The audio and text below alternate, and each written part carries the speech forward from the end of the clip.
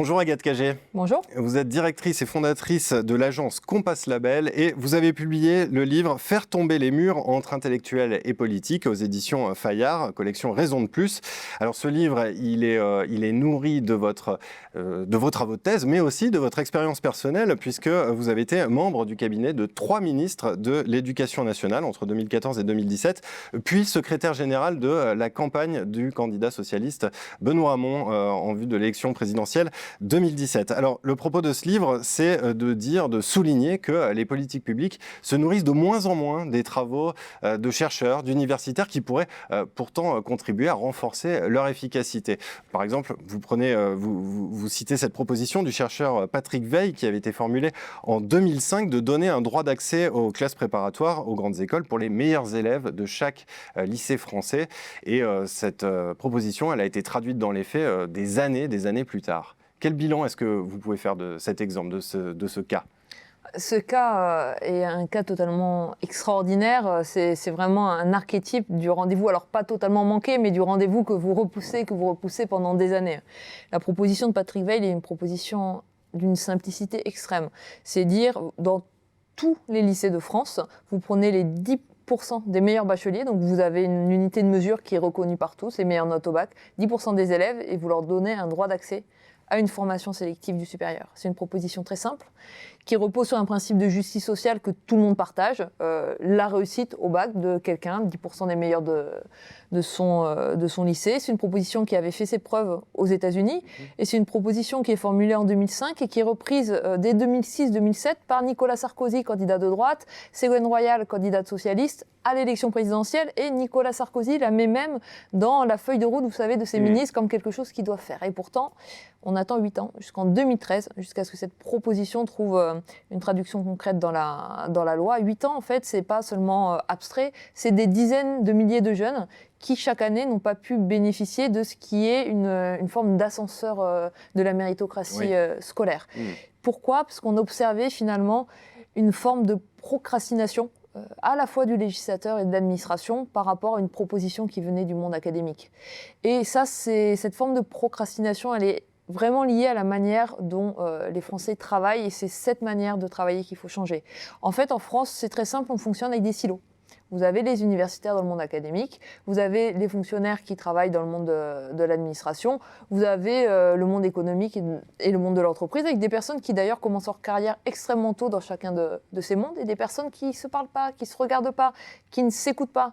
Et au lieu de casser ces silos, de travailler tous ensemble sur un objet de politique publique, de le construire ensemble, d'aller vite, quand on sait qu'une proposition est bonne et qu'elle aura un impact concret et qu'elle sera acceptée par tout le monde, on perd du temps. Et derrière, dans le cas de cette proposition, c'est des dizaines de milliers de jeunes qui n'ont pas pu bénéficier de quelque chose qui est un droit simple, fondé sur leur travail et leur travail sur tout le territoire français. Alors comment est-ce qu'on en est arrivé là ? Est-ce qu'il faut y voir la conséquence d'une accélération du temps politique? On peut penser au quinquennat, on peut aussi penser à un style de présidence, celui de Nicolas Sarkozy pour ne pas le citer, qui réagissait finalement à l'actualité plus que de s'inscrire dans une vision de long terme. D'abord, il y a une histoire qui est une histoire assez longue du rapport entre le monde académique, le monde intellectuel et le monde politique. Dès les années 1970, en France, les intellectuels commencent, notamment avec Michel Foucault, à s'interroger sur leur rôle social, leur rapport au pouvoir, ce qu'ils peuvent apporter à la société. Et puis en plus, parallèlement à ça, dès les années 1980, vous avez des partis politiques qui décident d'externaliser en grande partie leurs réflexions en faisant appel avant tout à des experts en sondage, à des experts en marketing électoral, à des experts en communication, et qui laissent finalement la réflexion de fond soit à des personnes qui ne sont pas totalement sur la réflexion de fond, soit qui sont très loin d'eux.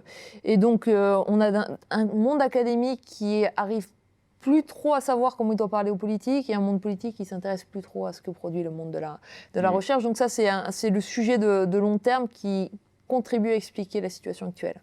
Est-ce qu'il y a une question de rapport au temps ? Oui, ça j'en suis convaincue. Le rapport au temps politique aujourd'hui, c'est une vraie problématique. Est-ce que c'est une excuse ? Jamais. D'abord parce que vous avez un temps qui est un temps long, qui est celui de la conquête du pouvoir de la préparation d'un programme. Et souvent, quand vous êtes un responsable politique, que vous visiez une élection municipale, une élection régionale, une élection présidentielle, vous travaillez sur le long terme la constitution d'un programme. Donc vous rejoignez d'une certaine manière le temps long de la recherche. Et puis en plus, même quand vous êtes dans une situation de gestion d'une urgence, alors bien sûr que vous n'allez pas tout d'un coup mobiliser des évaluateurs pour dire qu'est-ce que je fais de demain, alors s'il faut une évaluation à 3-4 ans. Mais par contre, si vous regardez peut-être un certain nombre d'analyses qu'on produit aussi le monde académique sur la situation, les réponses que vous devez y apporter, ça peut permettre de renforcer votre réponse. Donc il ne faut jamais se cacher pour moi derrière l'excuse du rapport au temps. Il y a des rapports, il y a oui, un temps politique qui est celui de l'accélération, de l'urgence, d'être toujours sur l'actualité, d'être toujours sur la proposition nouvelle. Mais en même temps, il y a aussi une possibilité pour les politiques et même il y a un caractère indispensable à se poser à un moment donné, à penser le temps long et de toute façon à s'inscrire dans le temps long parce que la politique, c'est aussi une action dans le temps long et c'est aussi une action qui ne doit pas seulement avoir comme objectif les prochains résultats électoraux, sinon ça n'a pas de sens et on perd totalement l'intérêt général, qui doit avoir comme objectif l'impact concret sur le temps long de ce qu'on a choisi de faire. Alors vous rappelez aussi dans votre livre l'essor en France des think tanks à la fin des années 2010. Ces think tanks qui visaient justement à produire, à diffuser des idées qui pouvaient être récupérées par les politiques. Quel bilan est-ce qu'on peut faire de leur action aujourd'hui ? Je pense qu'on peut avoir une légère déception par rapport à ce que les think tanks français sont et par rapport à ce que les think tanks français ont produit. Alors, le modèle des think tanks, c'est un modèle qui vient des États-Unis et ce qu'on a créé en France, c'est très différent en termes de moyens, en termes de profil aussi des personnes qui sont mobilisées de ce qu'on a créé aux États-Unis. Aux États-Unis, c'est des énormes centres de recherche avec une coloration politique. En France, on a plutôt des groupes de réflexion de taille modeste où vous n'avez pas d'universitaires qui sont salariés pour travailler sur le long terme sur un certain nombre de questions et vous avez des moyens relativement modestes. En France, finalement, les think tanks ont plus joué depuis leur montée en puissance dans le paysage du débat public. Ils ont plus joué comme des réseaux de sociabilité que comme des véritables forces de proposition. Et c'est en partie lié à ce que sont, au profil de leurs membres qui, pour beaucoup, sont aussi issus des partis politiques ou de la haute fonction publique et pour très peu sont issus du monde universitaire ou académique. Alors bien sûr, vous avez quelques idées détonnantes qui ont été portées par des groupes de réflexion. Les primaires sont apparus dans le paysage politique français parce que vous avez un groupe de réflexion, Terra Nova, qui allait voir comment ça se passait aux États-Unis, qui a dit on pourrait peut-être essayer ce modèle en France, mais le plus souvent, on a des productions qui soit sont finalement très mainstream, soit de manière presque étonnante, reprennent des vieux marronniers de la politique et donc on voit sous la plume ou sous la signature des think tanks des propositions, je ne sais pas, est-ce qu'il faut créer un bac numérique qu'on a pu voir 2, 4, 5, 10 fois auparavant dans des programmes politiques, alors même qu'on les attend pour qu'ils créent des ruptures de pensée. Puis après, on s'en saisit dans le débat public et politique, pas pour qu'ils reproduisent ce que les partis ont pu dire par ailleurs.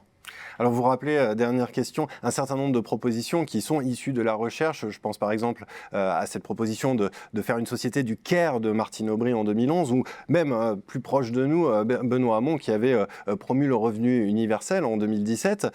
Pourtant, ces propositions, elles n'ont jamais vraiment eu de prise électoralement, on va dire. Ça s'est soldé par des échecs dans les urnes à chaque fois. Est-ce que finalement, ce divorce entre politique et intellectuel, on pourrait dire qu'il y a aussi un divorce entre intellectuels et le peuple? Et puis on pourrait même penser aux Gilets jaunes qui n'ont aucune figure intellectuelle qui les soutient. Alors, malheureusement, le projet de société du care de Martine Aubry a presque pas eu la possibilité d'aller jusqu'aux urnes parce qu'il a souffert d'une réception médiatique et politique assez méprisante. C'est-à-dire que dès que ce projet a commencé à être présenté, on a eu certains journalistes qui ont dit voilà, oui, qui arrive. Donc on n'a pas... Le projet Martine Aubry l'a rapidement sorti du débat parce qu'elle a pas eu le temps d'installer une vraie discussion sur ce qu'est une société du care. Pourtant, c'est un objet et une vision politique et de la société qui est complexe et qui est intéressante. Sur le revenu universel, il y a deux manières de voir les choses. Alors, vous avez un échec électoral du programme avec le revenu universel au centre, qui était le programme de Benoît Hamon, un échec net dans les urnes. Vous avez une autre tentative politique autour du revenu universel. C'est ce qu'ont fait un certain nombre de départements en lançant une démarche d'expérimentation d'un revenu universel au niveau départemental. Les départements qui ont fait ça ont associé les citoyens en disant on va réfléchir ensemble à quel type de revenu universel on voudrait, quel niveau, est-ce qu'on met toutes les aides, l'aide pour le logement dans ce type de revenu ou pas. Ils ont fait appel à un laboratoire de recherche pour évaluer les conséquences que ça aurait. Ils se sont lancés dans une démarche d'expérimentation et ça a pris sur le terrain. C'est à un autre niveau, mais c'est intéressant. Alors, c'est pas non plus de traduction dans les urnes, mais ça a pris. Est-ce qu'on peut parler, et là je mets beaucoup de guillemets, de divorce entre les intellectuels et le peuple? Je pense que ça serait trop facile de répondre oui. Ce qui me semble évident, c'est qu'il y a peu d'intellectuels qui sont capables aujourd'hui de parler au plus grand nombre. Certains ont su le faire, Stéphane Hessel, quand il publie Indignez-vous, c'est en un an 4 millions de textes qui sont vendus, un texte qui est en accès gratuit, donc qui touche beaucoup plus de personnes que le nombre de personnes qui l'achètent. Et là, on a une forme de prise de parole, une forme de présentation de sa pensée qui parle directement au plus grand nombre. On a, même si parfois elles ont un peu de difficultés localement, on a un travail considérable qui est fait par les universités populaires aujourd'hui un peu partout en France pour diffuser les savoirs. Donc je parlerai pas de divorce, je parlerai aussi d'une responsabilité particulière des académiques. Pour parler au plus grand nombre, il y a un travail de vulgarisation qui est de plus en plus fait par les universitaires pour essayer de diffuser en dehors du monde académique un public plus large leurs travaux. Je pense qu'il faut qu'ils visent le public le plus large possible. Et puis après, ce qu'ils mettent sur la table, leurs idées, leurs propositions, ça peut intéresser, ça peut ne pas intéresser, mais en tout cas, avoir la démarche d'essayer de viser le public le plus large possible, ça me semble être la démarche la plus intéressante. Eh bien, merci beaucoup, Agathe Cagé. Pour Merci ceux qui veulent en savoir plus, je renvoie à votre livre « Faire tomber les murs entre intellectuels et politiques » aux éditions Fayard. Merci beaucoup. Merci.